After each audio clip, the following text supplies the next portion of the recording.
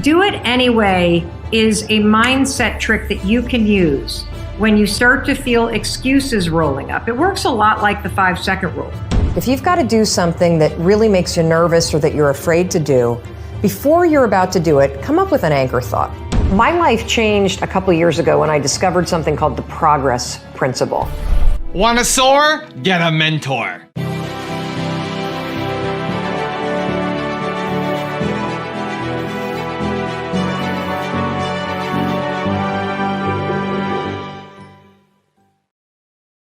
Hey, it's Evan Carmichael, and this channel was created to help you overcome the #1 challenge that is holding you back, a lack of belief in yourself.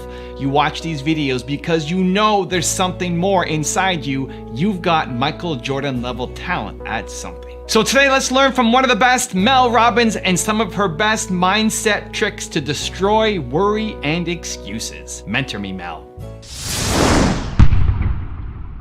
Okay, let's kick it off with rule number 1. Do it anyway. Do it anyway is a mindset trick that you can use when you start to feel excuses rolling up. It works a lot like the 5-second rule. So you have said to yourself, okay, I'm going to talk to my boss today about that thing that I've been avoiding talking to them about. Or maybe you've said something like, I'm going to go to the gym today or tomorrow or whatever. And then the moment comes where you've got to have that conversation. Or the moment comes where it's time to pack up your bag and leave your desk and go to the gym. And what always happens? You don't feel like it. I bet there are plenty of you watching that have made a commitment that, I'm not going to have a drink tonight. And then guess what happens when you get home? You don't feel like not drinking. You feel like having a drink. And so here's what do it anyway has done for me. The idea that I just do it anyway has pushed me to realize and to recognize that there are a lot of moments where there are things in my life that I really want to do, I need to do, I should do, but when the moment comes, I don't feel like it. And so I pull out this idea of, you know what, I'm just going to do it anyway. It's raining outside. I said I would go for a short run. I don't feel like it. I'm going to do it anyway. It's 6 o'clock in the morning. I'm tired. It's cold. I laid out my yoga clothes, but now I don't feel like it. What do? I do it anyway. When you start to say to yourself, I'm going to do it anyway, what happens is something really cool. You acknowledge that there are feelings that you have that are trying to swoop in and hijack you. You acknowledge them and you basically say, guess what? I'm going to do it anyway. Rule number 2, use a brain dump. So let's pretend that this right here, this empty mason jar, is your brain. In order to do your best thinking, you need to make sure that you've got the full capacity of your brain leveraged and pointed at the things that are important to you. Here's the problem. When you go through life, as you go through life, what happens is, your brain starts to fill up with information, and that's what creates a state of feeling overwhelmed.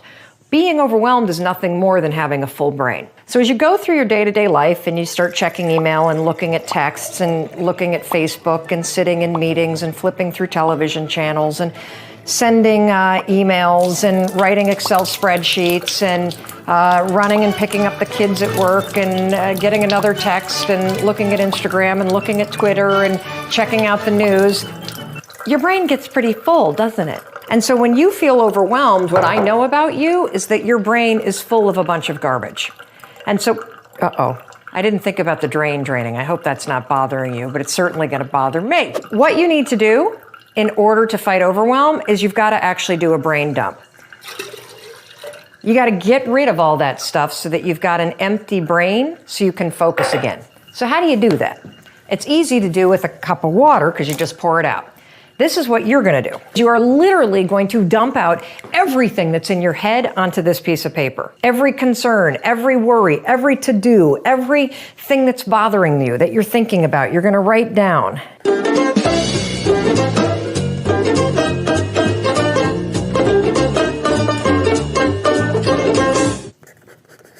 All right, and when you're done writing down everything that's in your head and there's absolutely nothing left, got something due tomorrow that I kind of forgot about. Once you get that stuff all down on a piece of paper, pull out a highlighter. Take a look. You could do everything on this list. You could. But what should you do?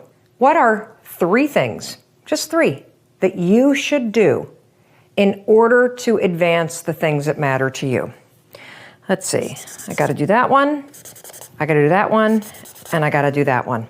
The rest of this list is complete and utter garbage. It's other people's stuff. It's the email stuff. It's the meeting stuff. It's the stuff that's not all that important to me. It's not that mission critical. So by dumping everything out, I now not only have the 3 things I need to do, I've got a clear head so I can get it done. Also, if you want to have more confidence, check out my 254 series. They're free. The links to join are in the description below. When you have an intention on something that you want to change about your life, your brain helps you. You might want to get honest with yourself. Like, instead of doing this, we're like, I want to be a millionaire, I want to do this. Do you really? Because you can make it happen. You actually can. Look at all the idiots that are making money. You can make money. In order to get to the next level in your business, you got to decide right now, what habits do you have as a leader that you have to change now? Rule number 3, use anchor thoughts. If you've got to do something that really makes you nervous or that you're afraid to do, before you're about to do it, come up with an anchor thought. What's an anchor thought? Well, an anchor thought is something that's going to anchor you so that you don't escalate any situation into a full-blown panic attack or into a situation where you screw things up. It's a way for you to anchor yourself so you maintain control over what you're thinking and how you behave. So here's an example with flying. It's important when you're creating an anchor thought to pick something that is in the proper context of what you're afraid to do. So for flying, pick an anchor thought that has to do with the trip that you're taking. So if I'm boarding a plane to fly back home to Michigan, an anchor thought might be a picture in my mind of my mom and I walking on the shores of Lake Michigan where I grew up. That's a thought that makes me happy, it makes me excited, and it's also related to the trip that I'm taking. If you have a conversation that you need to have with your boss, pick an anchor thought about how you feel after having that conversation. Maybe it's you picking up the phone and calling somebody that you love and saying, oh my gosh, it went so well. Or, you walking out of the meeting and feeling like, yeah, I survived that conversation. I feel pretty good about myself. So now that you have your anchor thought, you're ready to beat the fear. How you're going to do it is this. So let's go back to the example of the plane. I'm on the plane, I'm flying to Michigan. We hit turbulence. My body's going to start getting agitated, right? I'm starting to get nervous. My heart starts to race. One of 2 things can happen. I can't control how my body might feel, but I can always control what I'm thinking about, and I can always control how I act. And so can you. So when I'm on a plane and the turbulence hits, 5, 4, 3, 2, 1, that's step 1. And it's essential. And the reason why using the 5-second rule, 5, 4, 3, 2, 1, is essential is because that is how you switch the gears in your mind, you awaken your prefrontal cortex, and you trigger your brain that you're now in control of your thoughts. You've interrupted the fear. You've settled your thoughts, and now your brain is ready for that anchor thought. So then what I do after I go 5, 4, 3, 2, 1 is I insert the anchor thought that I've already come up with before the flight. I start thinking about walking on the beach and being with my mom and my dad. And I start telling myself, I'm so excited to walk on the shores of Lake Michigan. I'm so excited to see my parents. Now, something remarkable is going to happen in your brain. Because you've interrupted the fear, and because you've used the 5-second rule to assert control and awaken your prefrontal cortex, and because you have an image that contextually makes sense to your brain because you're flying to Michigan, you know what your brain does? Your brain goes, Nell's excited to go to Michigan because my body is in a state, remember the first fact? Fear and excitement, exact same thing. What's the difference between fear and excitement? What your brain is saying. Using the 5-second rule and an anchor thought, you can actually switch the gears in your mind and reframe the thoughts of fear into thoughts of excitement. And because you have a vision that makes sense based on what you're doing, your brain buys it. You just tricked your brain. And rule number 4, the last one before a very special bonus clip, is use the progress principle. My life changed a couple years ago when I discovered something called the progress principle. It is a principle that was written about in the Harvard Business Review. It's based on a tremendous amount of research done by a professor over there. And what she determined is that people that feel happy and successful and fulfilled by their lives and work, they all have one thing in common. They feel as though they're making progress on something that matters. So I read this little bit of research and I started applying it to my life. And what I do, as stupid as this sounds, it really works. I don't focus on balancing everything. I focus on just making sure that I make progress on one thing a day. That's right, you heard me. One thing a day that matters to me. Now, if I can make progress on one thing a day that matters to me, then I can let go and let the rest of my day get hijacked by kids, by spouse, by phone calls, by emails, by social media, by all kinds of things that come up and tend to hijack your day when you're a busy person, when you have a family, when you're married, when you got a lot going on. And so by focusing on one thing a day, I feel the sense of control and the sense of progress that science tells us will make you happy and make you feel more confident and actually make you more effective at getting things done. It also frees me up to be more present with my kids. Now I have a special bonus clip from Mel on how to use the 5-second rule that she's so famous for. I think you're going to enjoy it. But before that, it's time for the 3-point landing questions. Let's go from just watching a video to taking action. Here we go. Question number 1. How can you apply the progress principle to yourself today? Number 2, what do you need to just do anyway? And number 3, when will you schedule a brain dump in this week? And if you're gonna take immediate action after watching this video, give me a hashtag believe down in the comments as well. So the 5-second rule is a self-coaching tool. That's all that it is. Okay. And it's something that I invented literally 20 feet from here in my bedroom, although that bedroom wasn't built back then. It was something that I invented to beat my habit of hitting the snooze button. And the way that it works is very simple.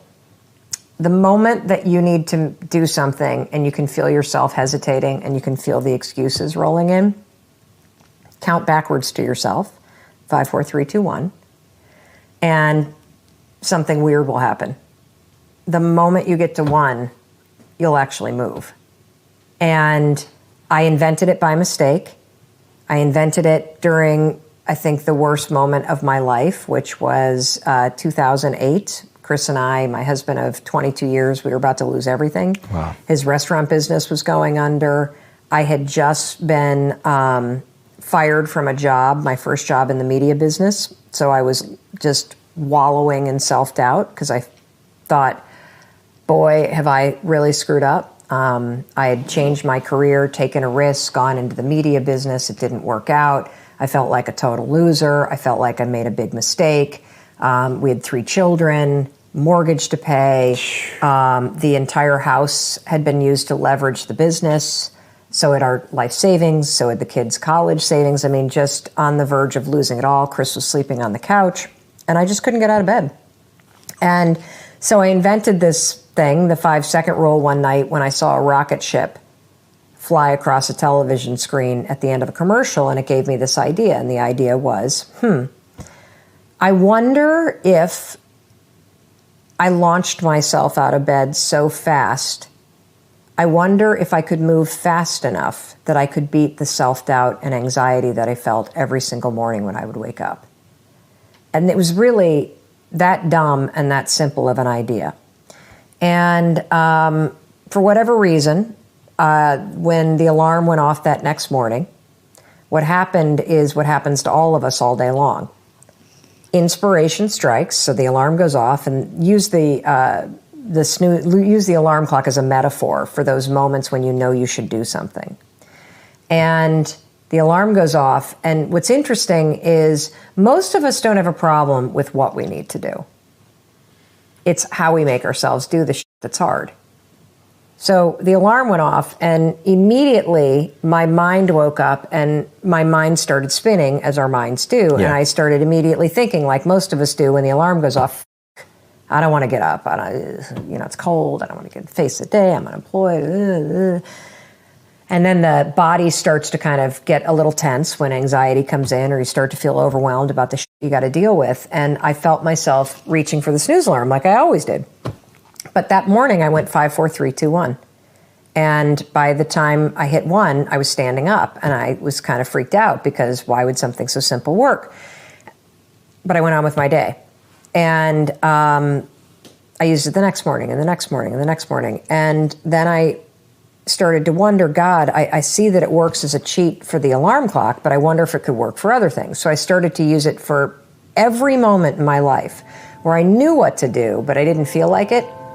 5, 4, 3, 2, 1 literally just decimates any excuse that you have. And as I started to use it in my life to 5, 4, 3, 2, 1, not be an asshole to Chris. 5, 4, 3, 2, 1, turn and walk away from the bourbon and not have a drink. 5, 4, 3, 2, 1, pick up the phone and network. 5, 4, 3, 2, 1, walk out the door and go to the gym. Everything changed because my decisions changed.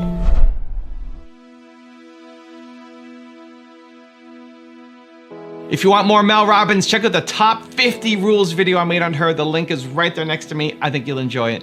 Continue to believe, and I'll see you there. Our minds are designed to stop you at all costs from doing anything that might hurt you.